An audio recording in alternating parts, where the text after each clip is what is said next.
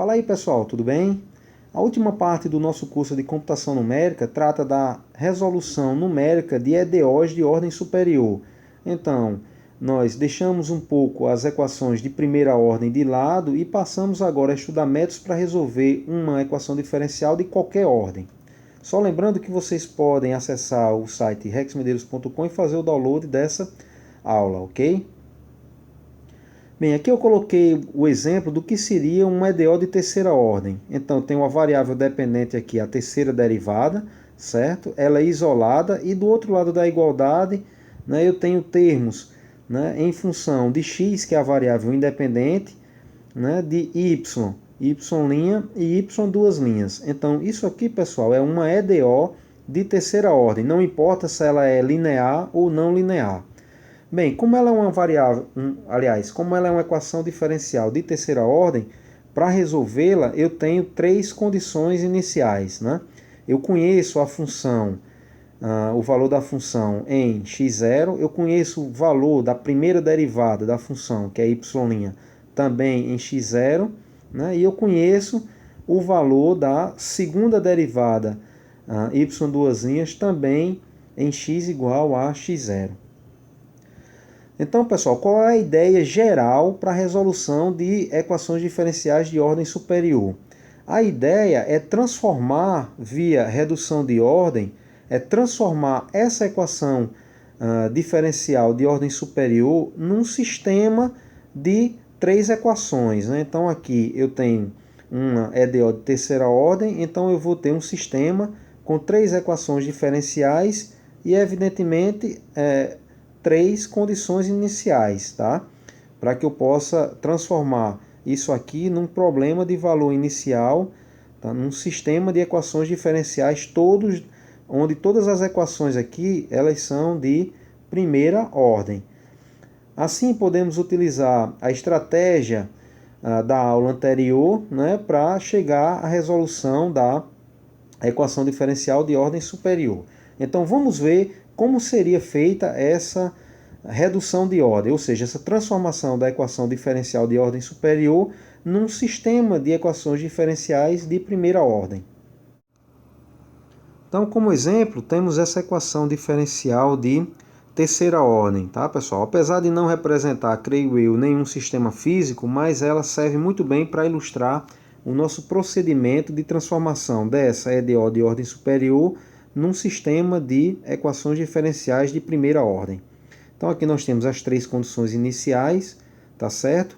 E o nosso procedimento, ele consiste em definir variáveis auxiliares, tá, pessoal? Então, como já temos x aqui, que é a variável independente, e y, que é a variável dependente, vamos definir uma variável auxiliar z, tá bem? Então, z, ela vai ser definida, aí eu vou olhar a variável dependente aqui, que está na maior derivada, tá? Então, aqui eu tenho y, a terceira derivada de y, então z eu vou definir como sendo y', ok? Isso aqui eu vou gravar bem porque eu vou utilizar depois essa definição. Então, definindo z como sendo igual a y', eu vou ter o quê? Que z' é igual a y duas linhas, diretamente aplicando diferenciação, né? E z duas linhas é igual a y três linhas, tá certo?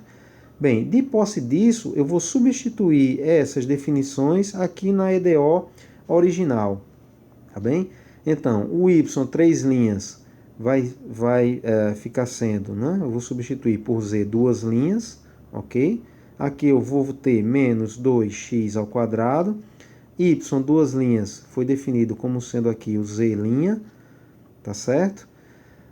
Mais seno de x, então seno de x, o y' é o meu z, tá aqui definido, né? Meu z. Daqui para frente eu não tenho mais o que fazer, então eu repito, né? Não tem nada para substituir, então vai ficar 3 ln de x, y, mais exponencial de x igual a 0. Ok, pessoal? Então, vejam que z e y são variáveis dependentes e x continua sendo minha variável independente. Então, eu vou olhar aqui agora para essa equação e verificar, né, das variáveis dependentes quem está a maior derivada. Então, aqui é a variável z, que está a segunda derivada, ok? Eu vou fazer uma segunda e última definição de variável auxiliar. Já usamos o z, eu vou usar agora o w. Então, w vai ser igual a z', certo? Assim como z foi igual a y', o w agora vai ser igual a z'. Vou guardar também isso aqui porque vai ser importante, tá? E de posse disso eu vou diferenciar uma vez w, então eu vou ficar com w' igual a z duas linhas. Vou pegar isso aqui novamente e substituir na EDO anterior. Então, z duas linhas é o meu w', então w' menos 2x2, z' vai ser w, ok? Mais seno de x vezes z, e aí eu vou repetir, né? Porque não tem mais nada para substituir, né, pessoal? Mais exponencial de x igual a zero. Bem, de posse disso, eu tenho agora uma equação diferencial aqui de primeira ordem, tá, pessoal? Que na verdade ela depende dessa equação diferencial tanto de x, quanto de z, quanto de y, mas ela é um EDO de primeira ordem, em w, tá? Então, o que eu faço aqui é isolar o w. Mas antes disso, vamos escrever agora o nosso sistema. Por quê? Porque essas três equações diferenciais que eu tenho aqui, tá? Elas formam um sistema de EDO. Tá certo, pessoal? Quem é a primeira equação diferencial? Veja, a primeira equação diferencial, eu vou colocar já aqui com a chave, né, para montar o nosso sistema, vai ser exatamente dy dx igual a z, ou seja, y' igual a z. Isso aqui é a minha primeira equação diferencial do sistema. A segunda equação diferencial é justamente z' igual a w. Então, z' igual a w, ok? E por fim, eu tenho a minha última equação diferencial, que é w', né, w' igual a tudo isso aqui, né, passado para o lado direito aqui da igualdade. Então, eu vou ficar com w' igual a 2x2w, né, mais seno de x vezes z, menos 3ln de x vezes y. Perdão, aqui tô errando, né, pessoal? Aqui passando vai ficar positivo, esse sinalzinho aqui é negativo, né? Perdoem. Aqui vai ficar positivo, tá? E por fim, o e elevado a x vai ficar negativo. Então, menos e elevado a x, ok? Então, isso aqui é um sistema de três equações diferenciais de primeira ordem, ok? E o que falta agora é definir as condições iniciais, tá certo?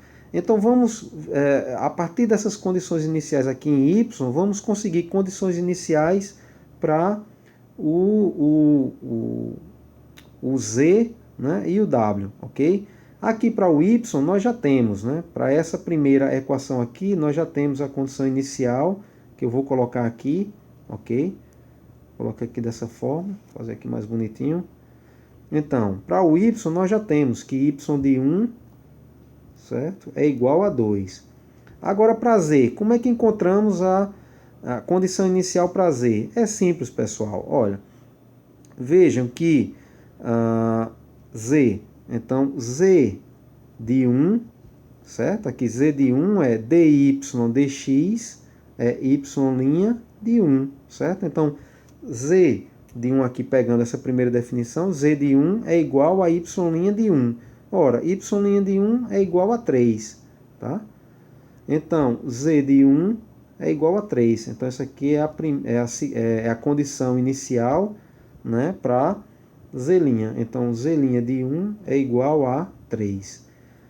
E para w, como é que a gente faz? Da mesma forma, tá? Por quê? Porque w, vamos pegar aqui a definição, né? Então, w de 1 é igual a z' de 1, que é igual z', tá, pessoal? Quem é z' é y duas linhas. Então, y duas linhas de 1, que é igual a quem? Y duas linhas de 1 foi dado, é igual a menos 4, ok? Então, aqui eu fiquei com w de 1 igual a menos 4. Então, w de 1 igual a menos 4. Então aqui eu tenho um sistema de equações diferenciais bem definido, né, onde eu tenho as três equações diferenciais de primeira ordem, y igual a z, z' igual a w e w' igual a tudo isso aqui. E para cada variável dependente aqui, y, z e w, eu tenho uma condição inicial, né, em função de x. Então, y para x igual a 1 é 2, z para x igual a 1 é 3 e w para x igual a 1 é menos 4, ok? Então, para resolver isso aqui, o problema já está completamente definido, ok? Dessa forma, pessoal. E só lembrando aqui, para que a gente possa resolver, a gente faz aquelas definições, né, das funções g. Então, aqui eu vou ter três funções g. Essa função g aqui é... desculpem. Então, fazendo aqui novamente, essa função g aqui, como ela é de y, ela vai ser gy, né? Gy de quem? Da variável dependente, aliás, da variável independente, né? Perdão. Então, a variável independente sempre é o x, então vai ser gy de x.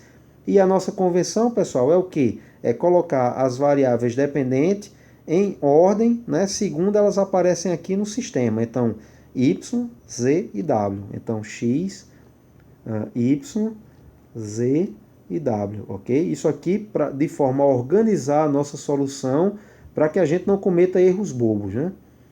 Então, aqui eu tenho a minha gz, que também vai ser de x, y, z e w, ok? E aqui a gw, que vai ser também de x, y, z e w. Tá bem? Então, feito isso, pessoal, a gente vai resolver esse sistema da mesma forma que a gente resolveu na aula anterior. E veja, a gente vai encontrar, além de y, porque na verdade o que interessa é encontrar, né, y igual a f de x. Né? Isso aqui é o que interessa encontrar. Mas além disso, a gente vai encontrar valores de z e valores de w. Né? Possa ser que a gente não tenha interesse nesses valores de z e w, que a gente só tenha interesse em descobrir o y. Né? Mesmo assim, a gente vai ter que resolver o sistema completo e achar os valores de y, z e w.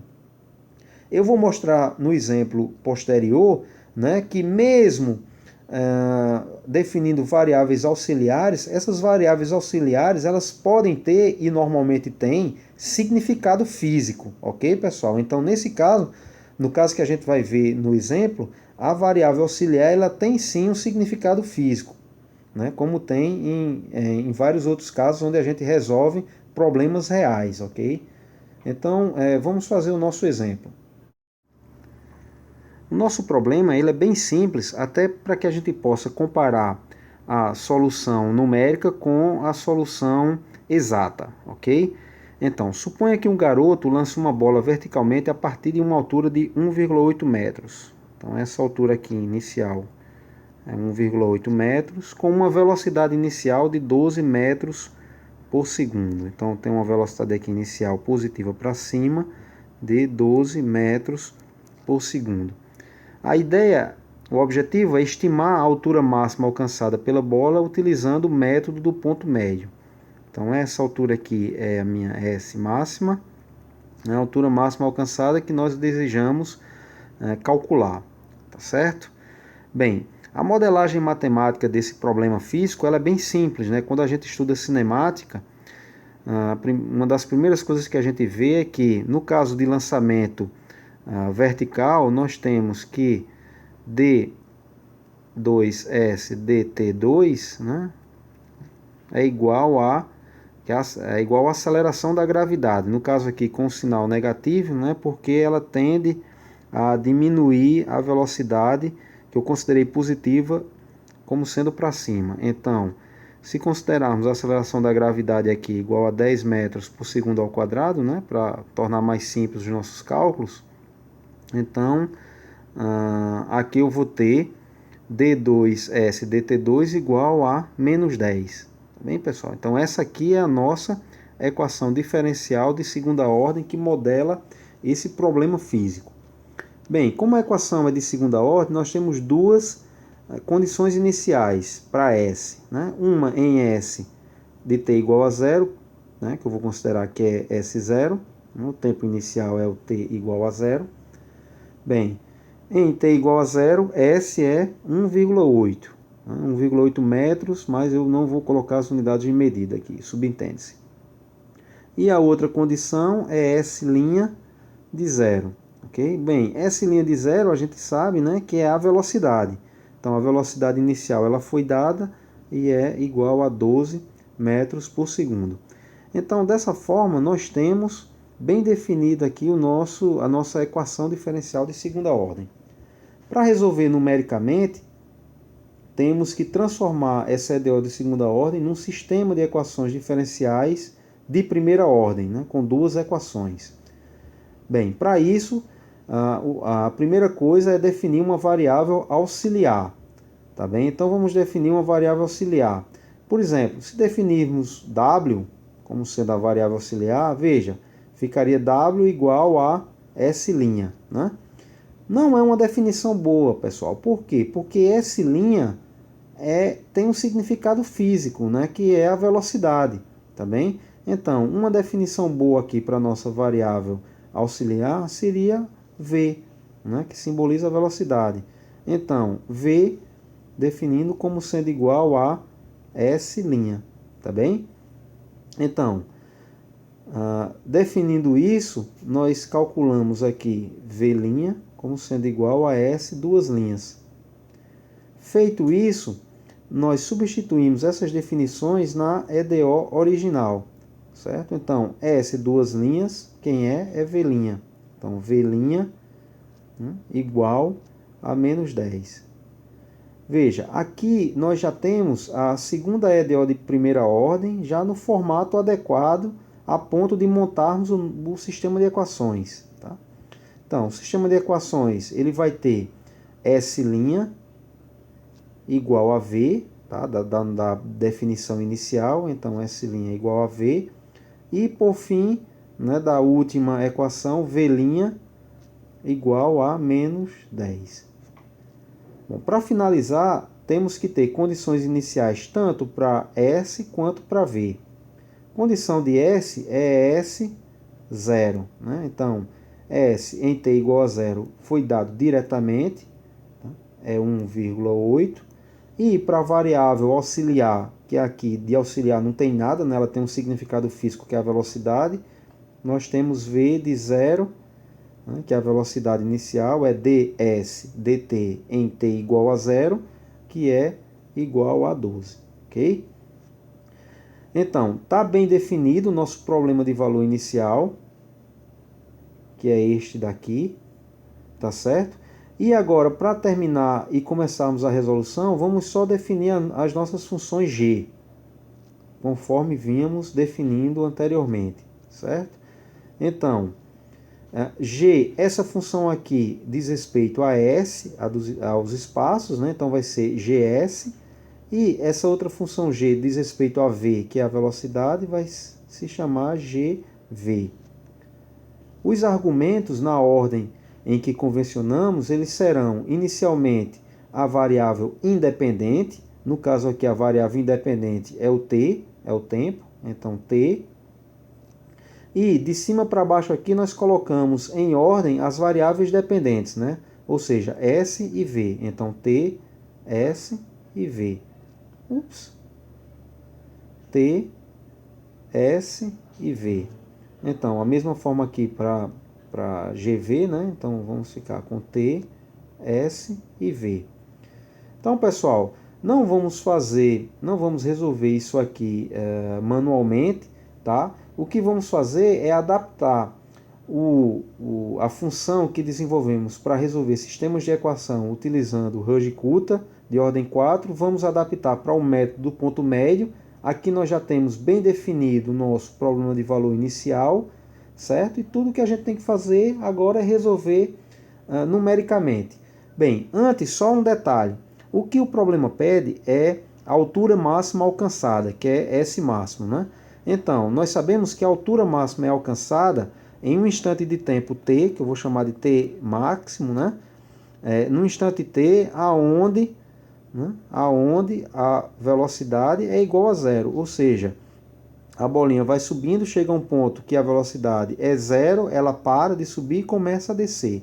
nesse tempo t em que ela atinge a velocidade igual a zero, nós podemos verificar na variável s, tá? Então vamos ficar verificando sempre a variável v, certo?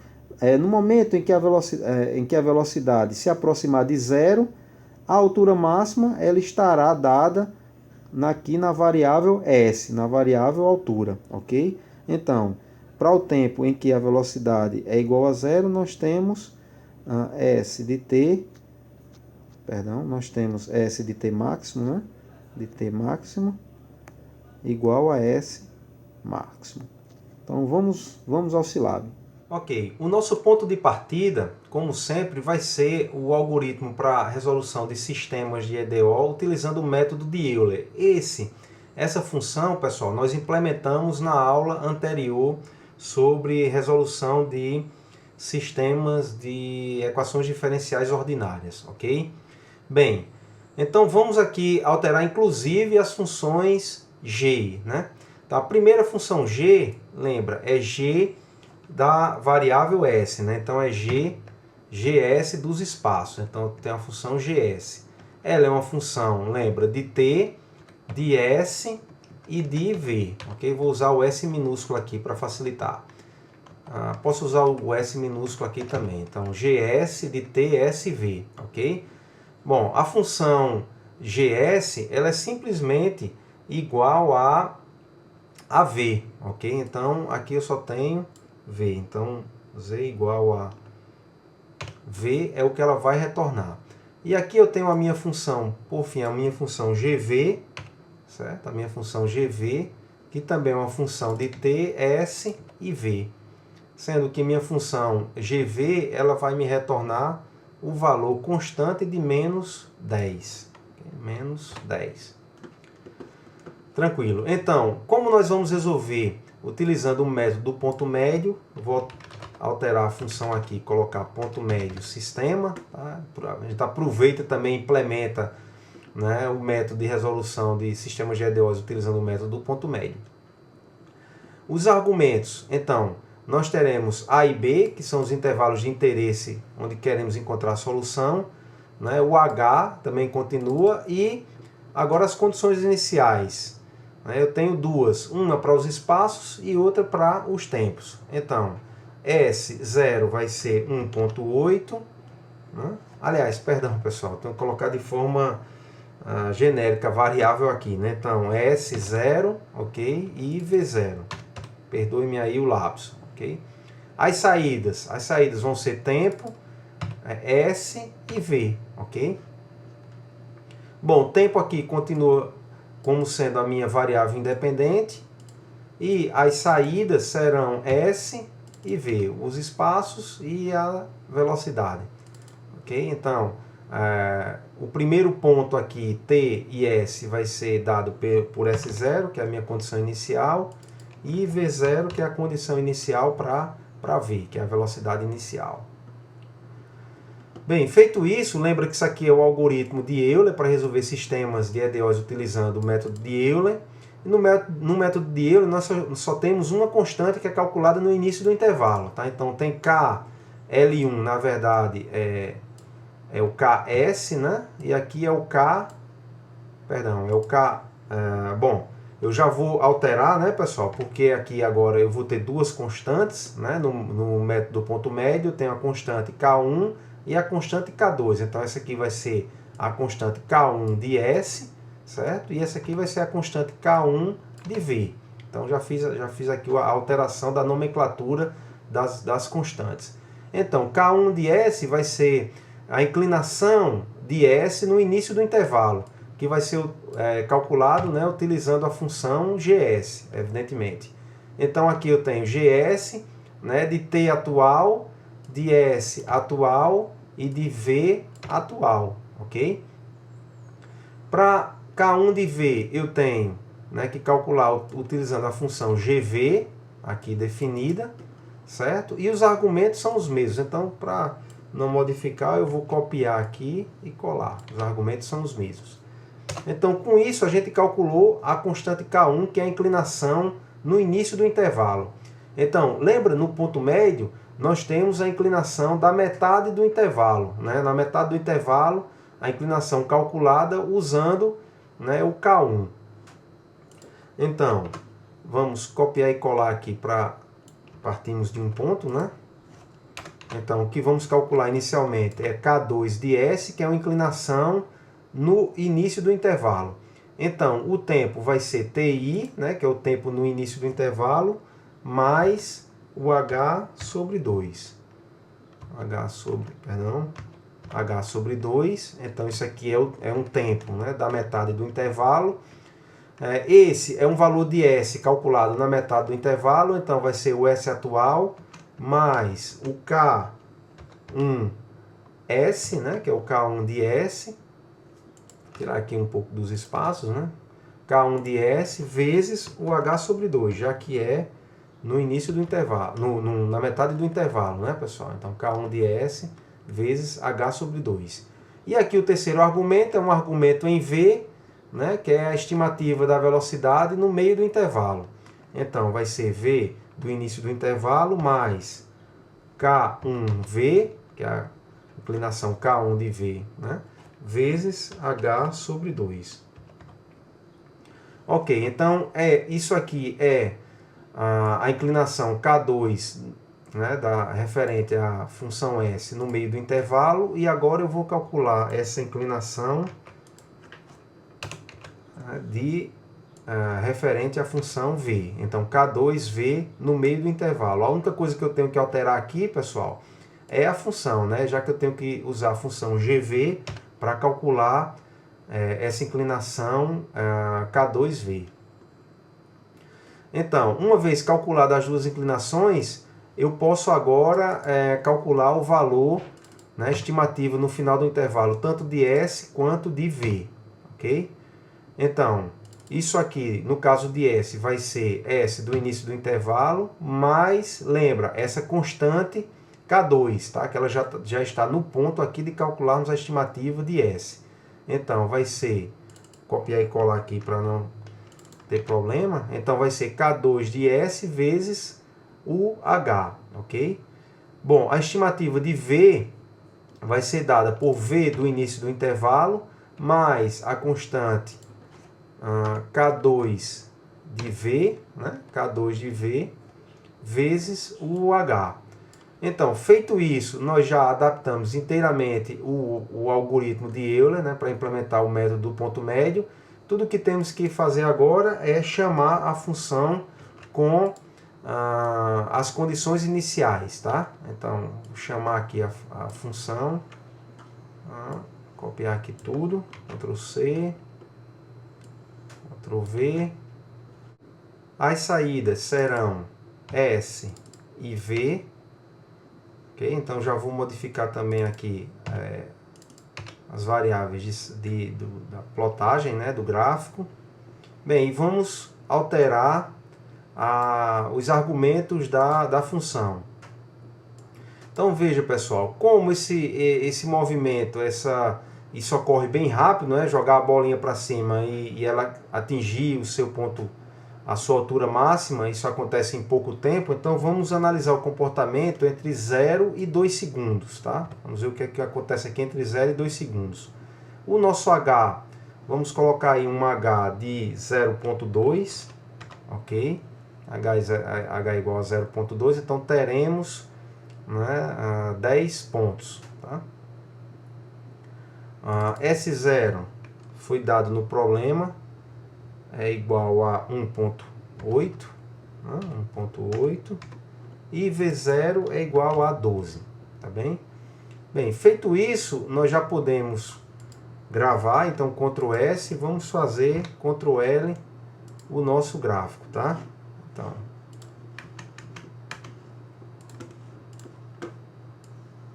tá aqui o nosso gráfico. E lembrando, né, pessoal? Lembrando aqui que os espaços, os pontos representando os espaços são as bolinhas, né? E representando aqui a velocidade e o X. Tá bem?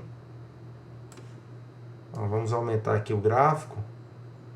E aí, vemos que inicialmente a altura da bolinha, né, é 0. No tempo t igual a 0, ela é 1,8.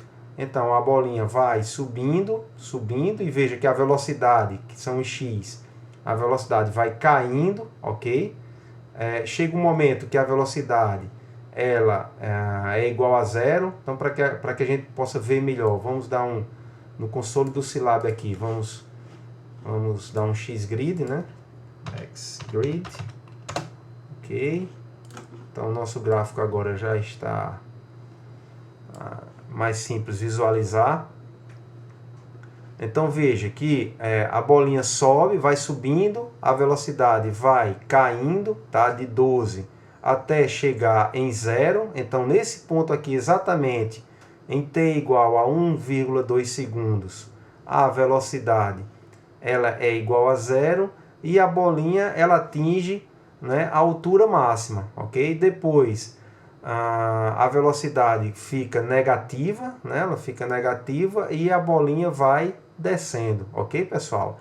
Então, de fato, né, se a gente for ver aqui pelo gráfico, em t igual a 1 segundo, né, nós temos a altura máxima atingida. Para que a gente possa visualizar, né, os resultados, vamos aqui no console do Scilab, que nós temos os valores de t, de v e de S, né? Então, para que a gente visualize melhor, vamos colocar isso aqui tudo numa matriz. Então aqui eu vou ter T, ok? T, S e V.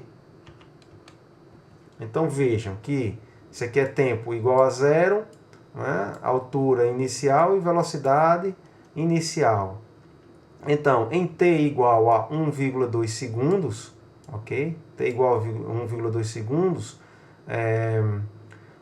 a velocidade é igual a zero e a altura atingida foi 9 metros, né? Então, de fato, aqui a gente tem, né, a solução da nossa equação diferencial ordinária. Então, pessoal, voltando aqui para os nossos slides, a resolução analítica desse problema é bem simples e já conhecemos, né? Então, nós sabemos que a função s de t ela é dada por S0 mais V0t mais a aceleração da gravidade dividido por 2 vezes o tempo ao quadrado, tá? E que no nosso caso isso aqui é igual a 1,8, que é a altura inicial, né, onde é lançada a bolinha, mais 12t, que é 12 a velocidade inicial, menos 5t2, né, já que a aceleração aqui é negativa. Ok, isso aqui é S de t. Já a função, né, que descreve a velocidade, ela é dada pela velocidade inicial, então V0, 12, menos a aceleração 10 vezes t. Okay?